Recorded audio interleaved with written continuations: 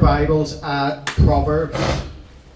Proverbs is one of those books that you can read a chapter a day, every month, and it just has wisdom poured out of it, written by Solomon. And we're going to look at this. This is Proverbs 10, verse 12. Hatred stirs up strife, but love covers all sins. I don't really need to do a recap over the last couple of weeks, do I? We talked about strife being the snare, talked about in Psalm 91, and it says in James 3:16 that where strife is, there is every evil work. So it's really important for Christians to avoid strife, to avoid contention, to avoid falling out with people, because, to put it this way, I drove down to church today on a country road behind somebody at 20 miles per hour the whole way. And I had to keep praying the whole way, going, no, don't let strife enter in. Oh God, I'll just treat them in love. And then when we went into the petrol station, there was a guy parked over two pumps, not getting petrol, talking to someone. And I'd waited there a couple of minutes trying to not be rude, you know, and then rolled down my window and, press it, and said, excuse me. And he says, be a minute. At which point, the bloke in me is going, oh, you won't be a minute, you won't be a minute. Kelly goes, it's okay, it's all right.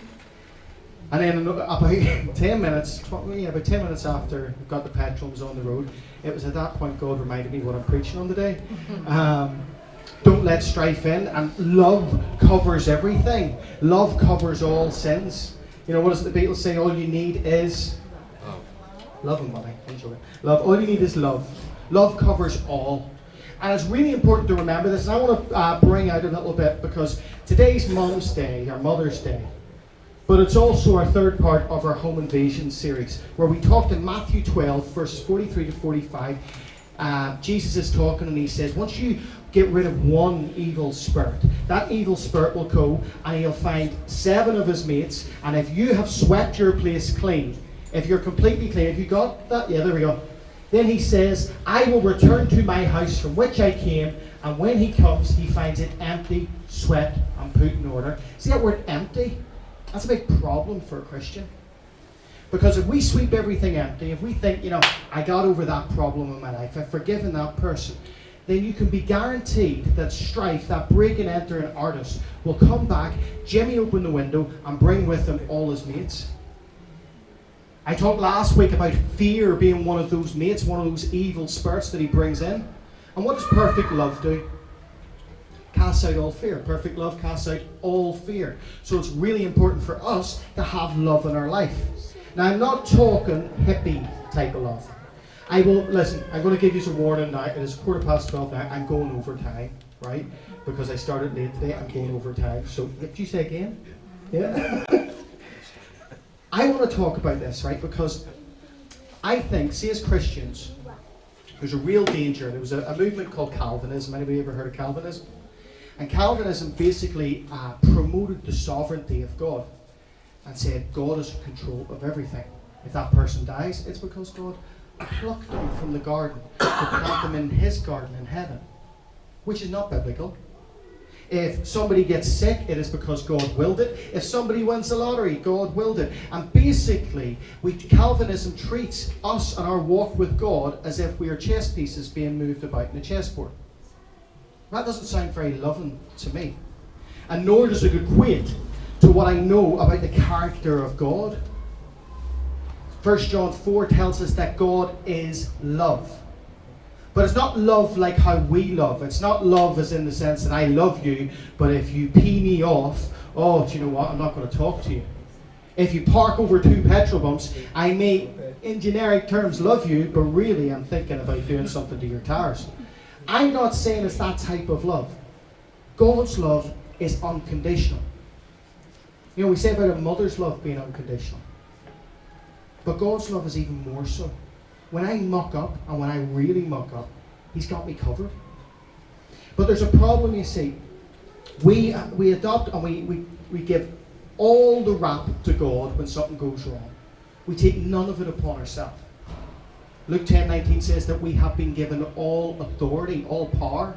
So if we've got the power, and it says in Genesis that we've got dominion over the earth, we have to accept responsibility.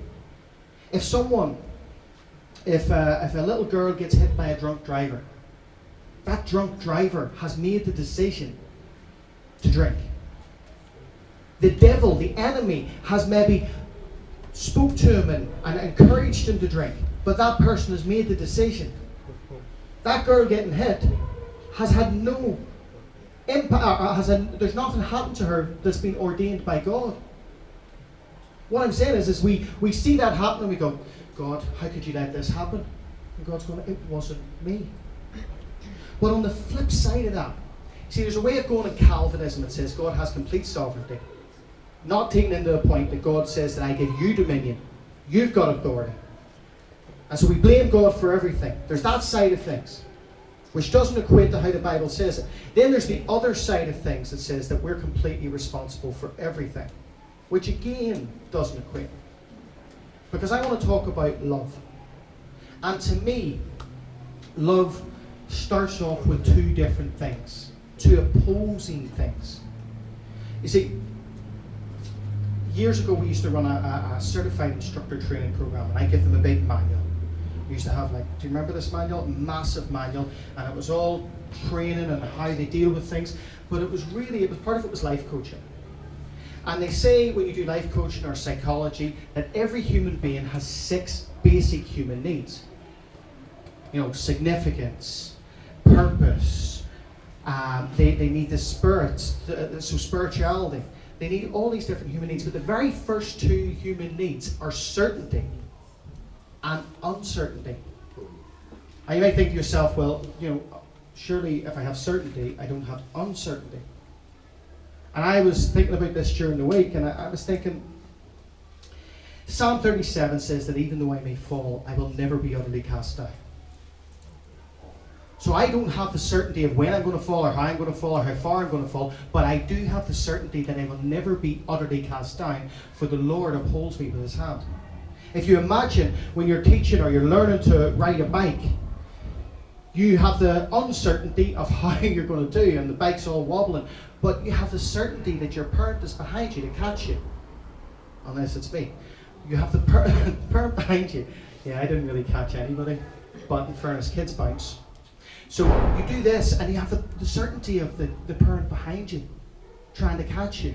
That is the way it works with me. Now the problem is that some of us hold on and say, right, you know, if I'm comfortable in my life, God's blessing me. But if I'm uncomfortable, uncertain about things, then religion tells me that God's punishing me. Calvinism tells me that God's punishing me. Other people may tell me that I'm out of whack on how God has ordained things to be. But the truth to it is that there needs to be certainty and uncertainty in my Christian walk. There needs to be both. Don't worry if that goes. I'll tell you the scriptures. There needs to be certainty and uncertainty in my Christian walk, because there's no potential for growth in uncertain times. I can't grow if everything is done for me all of the time. You imagine if you could have kids who are now adults in their 40s still in nappies because they've never had that opportunity to grow. People who have never got past a certain stage because you've not given the opportunity to exceed at what they do. You see, you can smother someone with the comfort of love, saying, do you know, prime example, I go to my mum's house. My mum's a server. No, don't tell me to shush. I'm preaching, I got the mic. My mum's a server. So when you walk in and you go, not hungry, regardless, something will be put in front of you. Right? Not today. But something will be put in front of you. The other week we went up and says, I'm not doing a dinner today. And then she gave us a dinner. I didn't really plan it, but she gives you one. And what that is that certainty, that's love being shown. That's the way she expresses her love. But the other flip side of it is you do need uncertainty to grow. If I'd never have moved out of my mum's house, I would have never been, I was going to say I've never been able to cook, but Kelly's in the room, I don't cook. But I would never have grown. You know, Kelly was the same. Kelly never cooked a day in her life. So whenever she moved out of her mom's house and we moved in together, she near poisoned me on more than one occasion. She once gave me chips. I told this story before, and they were deep fried chips. So she thought what you do is you put those chips in the frying pan and fill the frying pan with oil. So whenever she presents the chips on my plate, I thought, oh, you done a sauce, love. No, it wasn't. It was pure fat. And I'm eating it going, lovely, But she grew. Now she can cook. Now she can cook well. What I'm saying is you need both the idea of comfort and discomfort. There's a story in Mark 5. In Mark 5, you've heard this story. It's about the demon legion. So Jesus goes to, I think it's Gardens, and as he goes there, there's this guy who lives in a cave and has lived in this cave for years, and he's got chains, and he cuts himself with stones, and he scares the local travellers. He runs out and scares everybody. He's absolutely mental. But he meets Jesus, and as he sees Jesus coming, he goes, what have you got to do with me, Son of God? Because the demon inside him recognized Jesus. Now, Jesus does a fantastic thing. Jesus speaks to the demon, because I spoke last week about how it's not the flesh that you get angry with, it's the spirit behind the flesh. He speaks to the demon and he tells the demon to go. The demon starts to worry. Don't just cast me out in the dryness and let me go into those pigs. And then the pigs go over the edge of the cliff and they all die. Now all of that's great. But what got me when I read this story? I read this story, and in Mark 5, what happens is then the people who knew about this demon-possessed man see the man who is now free from bondage, happy, whole, talking about Jesus, and they get freaked out. They start to get uncomfortable. They turn to Jesus and said, like, Jesus done this amazing thing. This guy's been scaring and terrorizing people in that area for years, and he says, they say to him, can you leave? Can you just leave our area? Why? Because they find it uncomfortable. Some of us are more comfortable with the demons and the devils that we've let in, and we don't want to deal with them. We don't want to have them go because it's part of who we are. I gossip. I talk about people behind their back. I get angry. I jump into people's beds. I drink. I overdrink. I smoke dope. I do whatever it is. And we're comfortable with that, never challenging ourselves because we're comfortable where we are. Now, the problem with that is if we're comfortable all the time with the devils that we've got, we never go past those devils. We want everything that God has set aside for us, but we don't grow past in order to receive. You know, this is love, because a good parent doesn't keep their children in the cot when they're in their 50s and 40s and 60s or whatever. They don't keep them in the cot not doing anything. You want your children to grow. You want your children to succeed. You want them to grow and develop. And the uncomfortable part is the part that develops us. Growing is never comfortable.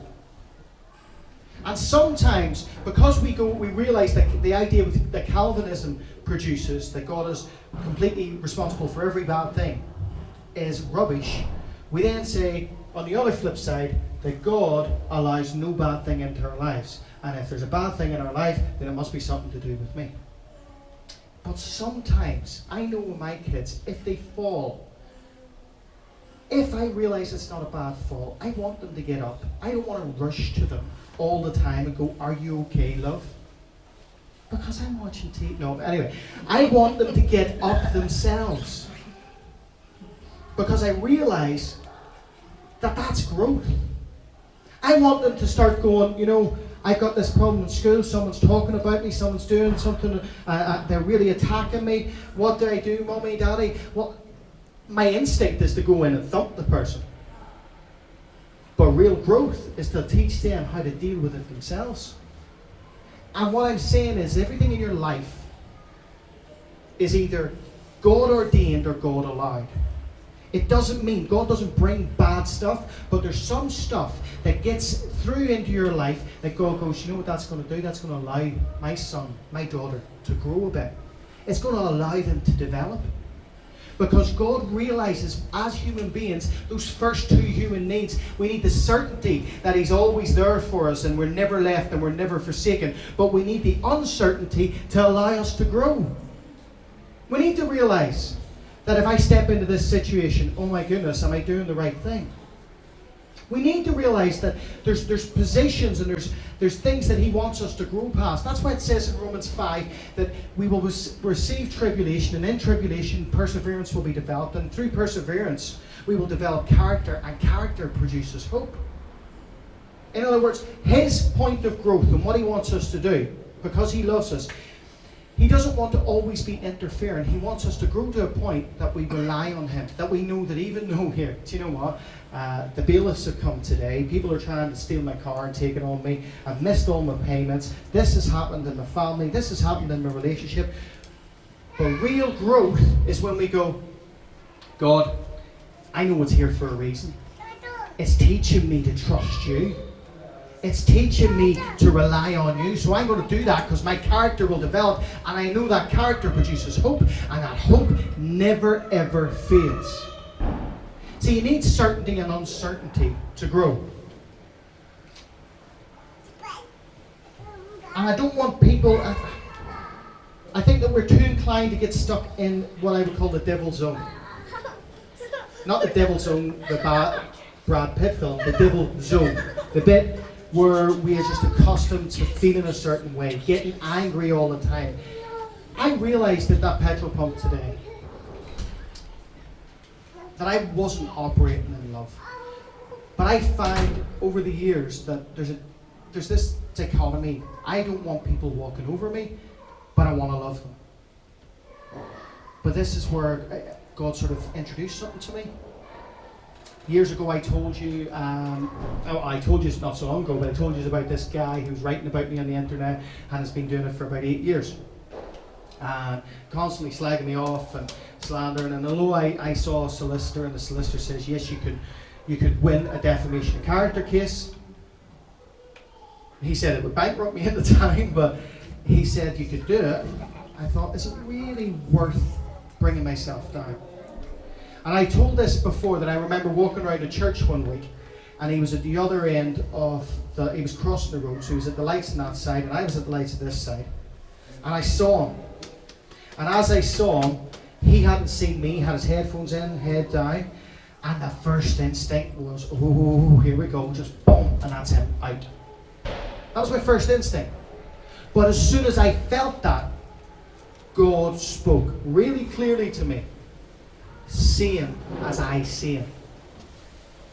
And I remember my reaction as a godly man, as a man that follows His word, is, I don't want to see him that way. And the lights took a while, so he spoke to me and he says, see him as I see him. And I realized that what God was saying is that we're all God's children. So when I look at this fella who's the same age as me, I see him through God's eyes, and God sees a baby. And when I walked past him, and when he put his head up and he saw me and he started to run, I shouted after him, I forgive you. And I was praying this week and I was saying, God, sometimes that's hard to do. And God showed me something. Luke 10:19. In that verse it says that you have power to cast out demons. And it also says that you have power over sickness, to heal the sick. He encompasses the two things in one. That whenever someone is under the affliction of a spirit, an evil spirit, and they're having a go at you for no reason, and they just seem to really hate you, that's a sickness. That's a sickness. And when I was praying, I think this was yesterday, I was praying and I said, God, what does this mean? He says, well, see him what he is. I revealed to you last time that he is a child, he is a baby. But he's a sick baby. And to me, as a parent, there's nothing more that pulls on my heartstrings than seeing a sick baby. So when someone is having a go at you, seem to be full of anger, full of hatred, full of wrath, and they're really going after you, then you look at them as God looks at them, because 1 Samuel tells you that God sees differently than man sees. They're a baby, they're a child of God, but they are afflicted with sickness. So instead of getting angry at the flesh back, you start to pity the flesh. You start to feel sorry for them. And instead of going, hey, here, we'll knock them out, you start to go, God, I just pray that sickness lifts. I pray that spirit that is provoking that person to wrath, that is turning them against me, I pray that you take care of it. Imagine that in every situation, that you could look at someone who's really trying to mean harm for you, trying to do something against you. Maybe you don't get full of anger. Maybe you just look at them. If someone's having a go at you, someone's doing something against you, and see them as God sees them. See them as a baby, a child of God. But see them as afflicted and sick. Do you know what that does? That empowers you to love. Because I don't know about you, right? The hardest thing that I find is that the Bible instructs us in John 15 to love one another as Jesus loved us. And there are some people that aren't very lovely. They aren't very lovable. You can look at them and you think, oh, God, I really have to love them. You know what I mean? You know these people. I'm not the only one that runs across them. But if you see them for what they are children who are lost, who are sick. And if you saw a sick baby out in the street today, you would be straight over to help. Because they're helpless. They are lost. They don't know what's happening to them. You know, I want to look at this because I'm really... I want to look at Matthew 1. And I'm going to try... I've got a couple more points, but I'm going to try and rush through this for you. Matthew 1 is a genealogy. And quite often, I don't know about you, when you look at genealogies, you kind of just go, and so begot, and so begot, and they put you right to sleep. But you know, there's nothing in this Bible that's there by accident. Nothing at all.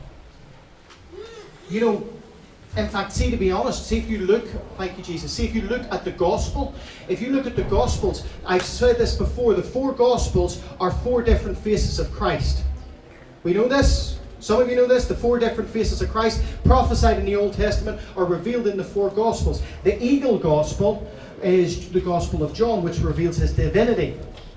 But if you look at the divinity of God, it's showing you that God loves us, but loves us with a higher type of love that we have not yet been accustomed to. Not got from our spouse, not being able to love anybody else with. Because see, if you look at the Gospel of John, it opens with love, it ends with love. John 1:18 talks about John, the disciple, resting on the bosom of Jesus. You go to the last chapter of John, again you find the disciple resting on the bosom of Jesus. That is where God wants you. He wants you resting on his bosom. In fact, I've said this before, that John had such a revelation of love that it really impacted him as an apostle. Because all the other apostles, theology tells them they were all martyred. They all died for Christ, which is a good thing. They were all seeking that glory. And it's not that John went, I'm away from that. I don't really want to do that. They couldn't kill him. He was like the Rasputin of the New Testament. They put him in boiling oil. And the story goes that when they were trying to burn him alive, he was singing praises to God. Eventually, the Romans got fed up and tired, wasting their time waiting for this fella to burn, that they let him go and they said, tell you what to do. See that island of Patmos? His own island. See this place? We'll exile him to this island. I don't know about you, but that's kind of a good thing, you know. I wouldn't see that as a punishment. Send me to my own island and with the beaches and the sun and the sea. Cheers. And he ended up writing Revelation. John had such a revelation of his love. He realized that even in the discomfort, God still loves him. Whereas us Christians are at a disadvantage, because when we think about going through problems, the first thing that we do is we shout out, God, do you really love me? Imagine Meshach, Shadrach, and Abednego, when they get thrown into the fiery furnace in Daniel 3, what do? They start talking to God. They're not afraid, because they had a revelation that even though they go through tribulation, even though they go through crap, they're still going to come out not smelling of it. Amen? I want to look at this. Matthew 1. There's something fantastic here, right? I'm not going to read it all because I'll put you to sleep, and I can see some of you are dozing already. The book of the genealogy of Jesus Christ, the son of David, the son of Abraham. So the idea with Matthew, and the reason of this, is to show his lineage as a king, to show his lineage as the Lion of Judah, to show his lineage as coming from David. And in traditional lineage, you just go through it. You would say Abraham begot Isaac, Isaac begot Jacob, and Jacob begot Judah and his brothers, and blah, blah, blah, blah, blah. And it goes on. But there's something amazing about the genealogy in Matthew. In fact, there's a load of amazing things. I was saying to you the other day that if you look at the genealogy in Matthew, it's like it's written by a computer. Because there are, all the nouns are divisible by 7, all the adjectives are divisible by 7, all the punctuation is divisible by 7, and it goes through it in such a big, big way. All the consonants are divisible by 7, all the vowels are divisible by 7, and you think, wow. But then something stands out. So this is a pure 7, 7 being the perfect number of God. This is a pure show of geometry, a pure show of God's genius. But then there's 5 names mentioned that don't equate to 7. What does 5 mean? Oh, come on, you shout it out, Kelly. Grace. Grace. 5 is the number of grace, right? So if you look in the Bible and you see 5, in fact, it's first mentioned in the story of Noah, 5 is the number of grace. And what's peculiar about this story is in Jewish tradition, women don't get a mention, because rightfully so, they're second-class citizens. I'm just saying who's listening. They don't get a mention. You wouldn't put women in a genealogy. You wouldn't say, yeah, and then there was Kelly, and then there was Alyssa. No, because they didn't get a mention. It wasn't like your family tree. It was showing you the lineage, the male lineage down. But Matthew does something peculiar. Something that would make it very uncomfortable for the Jews of today when they're reading it. He includes 5 women's names. And this is not done. He was throwing these 5 women's names in. It makes it uncomfortable for the people reading it, but there's something beautiful about it. He includes, the names are Tamar, and I'm trying to rush through this. Do we all know who Tamar was? Tamar was the woman who was the daughter-in-law of Judah, and she dressed as a prostitute to sleep with her father-in-law because she was left without an heir. Basically, her husband died. Then, in Jewish custom, the brother-in-law would be the next husband. He died, and she was waiting on this young brother to grow up, so he would be her husband. And he was forgotten about. And then it came to the point when she's thinking, I'm getting on in age, I want an heir. And so she dressed up as a prostitute, tricked her father-in-law, and ended up conceiving. She is seen as a chosen vessel. A chosen vessel here to be the first woman mentioned. She's chosen as the first woman mentioned in the genealogy of Jesus. How important is that? The next one is Rahab, and you all know Rahab. She's the other prostitute. There's a theme here. She's a prostitute who, whenever the spies try and go into Jericho, she lets down the rope to let the spies free. She doesn't tell them all. Her household is the only part, and you can actually go through history and look at this, the only part of the wall of Jericho that remains intact. Then you go into Ruth. Now if you read the book of Ruth, Ruth comes out well. Ruth is loyal. She is respectful. She loves her mother-in-law. She goes to the ends of the earth for her. She changes her religion to become Jewish. But Ruth's background is she is a Moabite. A Moabite is someone who was born of incest. They come from Lot's side. You know, when Lot slept with his daughters and produced a lineage. So they were seen as unclean people. What I'm trying to point out here, this doesn't look well when you put it in a genealogy. It's really uncomfortable to read. The next one was Bathsheba. Now Bathsheba, famous for taking a bath in public and tempting David. Now don't get me wrong, I see David as the one in the wrong here, but Bathsheba didn't come off well here. Again, an uncomfortable read. And you imagine the Jews of the day reading this, and then they say, well, there's this little girl, this little Virgin Mary, who, sure, well, we all know she's not a virgin because she must have cheated on her husband because she was pregnant. So there's 5 names mentioned. Tamar was the chosen one to start the lineage. Rahab, when she let down that cord, that was her. She was on the right side of the kingdom of God. She supported the spies. She supported Israel, not her own people. She supported Israel, and that's what righteousness is. Righteousness is being on the right side. Then you go to Ruth, who, when she lay at the feet of Boaz, received redemption. Her kinsman redeemer actually redeemed her. It's redemption.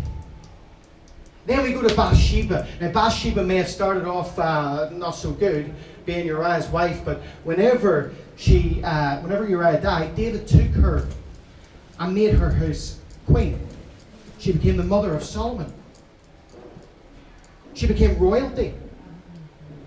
So what you're seeing here, contained within something that is really, really uncomfortable to read for the Jews of today, because not only are women second-class citizens, but you're containing women who are of ill repute. You're not containing a Rachel. You're not containing the Sarah. You're containing women who are known for prostitution, or their lineage is from incest, or they slept with the king when their husband was at war.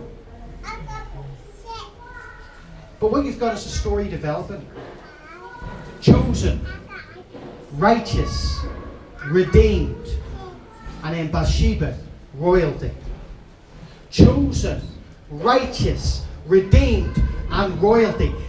Chosen, righteous, redeemed, and royalty, and then you get to Mary. Mary means beloved. This is the gospel story contained within the first chapter of Matthew. Because Matthew knew something about the love of God. They knew something about the love of God, these disciples. What they decided to do was, within the uncomfortable, within the uncertain, they put a certainty. When people are reading about women of ill repute and women shouldn't be there in the first place, they put something certain. They tell a story. You're chosen. You're made righteous, redeemed from your own life, your old life. You're put into, as Revelation says, to be royal people, to be kings and queens and heirs of Christ Jesus. And you know what tops it all off? You're the beloved of God. That uncomfortable truth was contained in something that they seen as a comfortable, certain tradition. The tradition of throwing out the lineage. My dad is Sami, and such and such and such, and all the way down. But they threw these 5 women in for a purpose. To show you, you're chosen, you're loved. You're righteous, you're loved. You're redeemed, you're loved. You're made royalty, you're loved. In fact, let's top it all off, you're the beloved of God. How amazing is that? That despite something being uncomfortable, you can realize that God's love is in it. Despite the fact that you might be going through something right now, something uncomfortable, something uncertain where you don't know the end, you don't know the outcome. How amazing is it to realize God's love's in it? It doesn't matter what I go through, I know He loves me. It doesn't matter what I'm experiencing daily, because I know He brings it about for good. Why? Because He loves me. It is having the certainty of His love through the uncertain times that keeps us walking the right walk. I have seen so many Christians, people get saved, born again, go on to the experience, and then turn away from God when the proverbial poo hits the fan. Whenever things start going wrong in their life. People have this misconception that Christians don't have troubles. No, when you look at a Christian who is walking with Christ and who's had the revelation that God's love is certain, even through uncertain times, you see their character. You don't have to know everything that's happening to them. You see that they are still standing high, still standing tall, because it's knowing His love. So I want to say to you as we finish, and we are finishing. I have 2 minutes. I'm asking for my 2-minute countdown, right? You have a choice to make whenever strife presents itself. Do I give in to strife? Do I let all that stuff affect me? Do I go through the same old process of somebody cuts me up, then I chase after them in the car to cut them up? Somebody says something about me. Well, you're not doing that. I'm going to say something straight back. Do I give in to that strife? Or do I look at them through God's eyes and say, that baby is sick. That child is sick. They are afflicted, infected by the spirits that strife brings. Now, if I go down the same route, strife has an access point into me. If I start, let's go, come on, give it back to me, I'll give it back to you. Let's argue about it. Let's build this argument up. Then strife enters into me for the next few days, even when they're not there, I'm still going over that argument in my head.